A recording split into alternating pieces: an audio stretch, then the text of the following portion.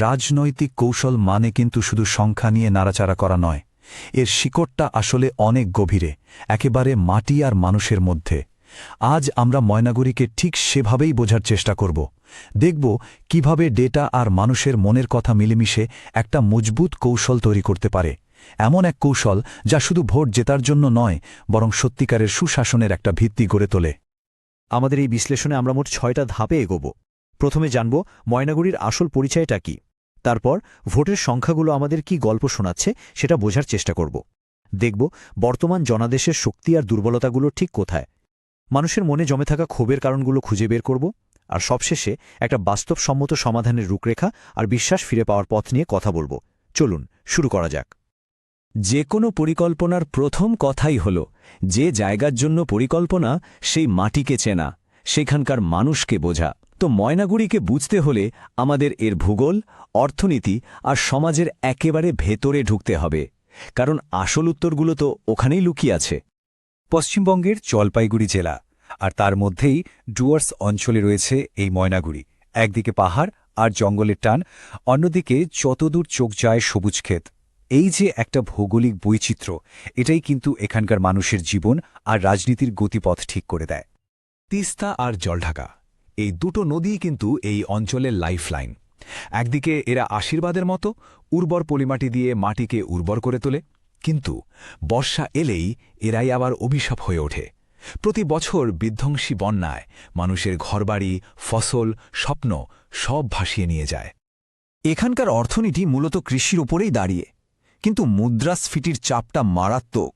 বিশেষ করে চালের মতো নিত্য প্রয়োজনীয় জিনিসের দাম যখন বাড়ে, তখন সাধারণ কৃষকের কোমরটাই ভেঙে যায়। মাটির সঙ্গেই লড়াই আর বাজারের অনিশ্চয়তা, এটাই এখানকার গ্রামীণ জীবনের কঠিন সত্যি।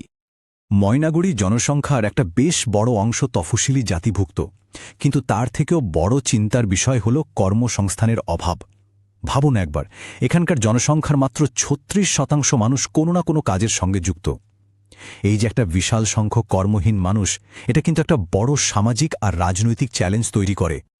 বেশ, মাটির গল্প তো হলো, এবার চলুন একটু সংখ্যার জগতে ঢোকা যাক, কারণ সংখ্যা অনেক সময় এমন কিছু সত্যির সামনে নিয়ে আসে যা আমরা খালি চোখে দেখতে পাই না।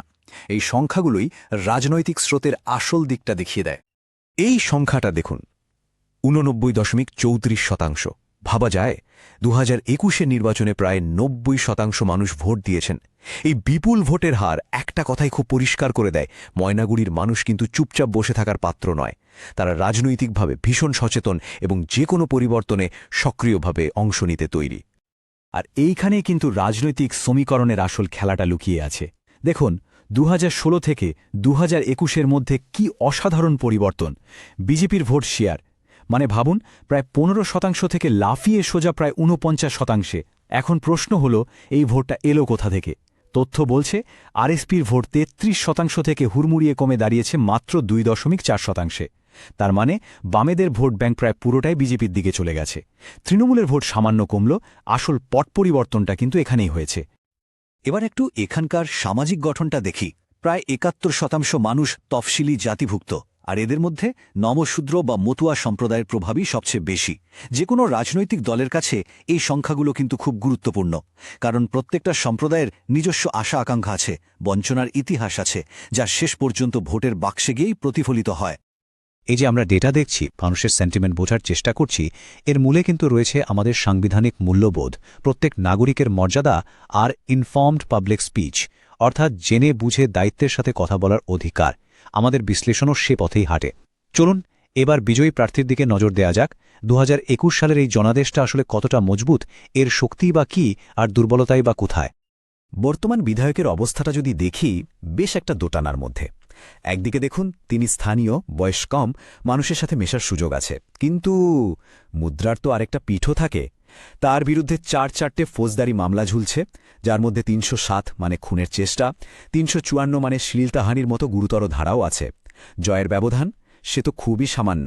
এর সাথে আবার যোগ হয়েছে সিএএ নিয়ে অসন্তোষ, কাটমানির গুঞ্জন আর নির্বাচন পরবর্তী হিংসার ভয়। সব মিলে ক্ষমতাটা কিন্তু বেশ ভঙ্গুর।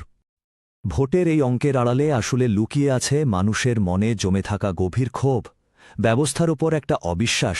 এই ক্ষোভের উৎসটা যদি ঠিকঠাক বোঝা না যায়, তাহলে কোনো কৌশলই কিন্তু শেষ পর্যন্ত কাজে আসবে না। ওরা 2019 সাল থেকে আমাদের নাগরিকত্ব দেওয়ার কথা বলছে, কিন্তু আমরা আজও অপেক্ষাতেই আছি। মতুয়া সম্প্রদায়ের এক বাসিন্দার এই একটা কথাই যেন অনেক কিছু বলে দেয়। এটা শুধু একটা অভিযোগ নয়, এটা একটা ভাঙা প্রতিশ্রুতির যন্ত্রণা। সিএএ নিয়ে এই দীর্ঘসূত্রিতা তাদের বিশ্বাসে একটা বড়সড় আঘাত হেনেছে। মানুষের রাগের কারণ কিন্তু একটা নয়, অনেক। প্রথমত, সরকারি প্রকল্পে কাটমানের ব্যাপক অভিযোগ। দ্বিতীয়ত, শিক্ষক নিয়োগ দুর্নীতি, যা শিক্ষিত তরুণদের হতাশ করে দিয়েছে।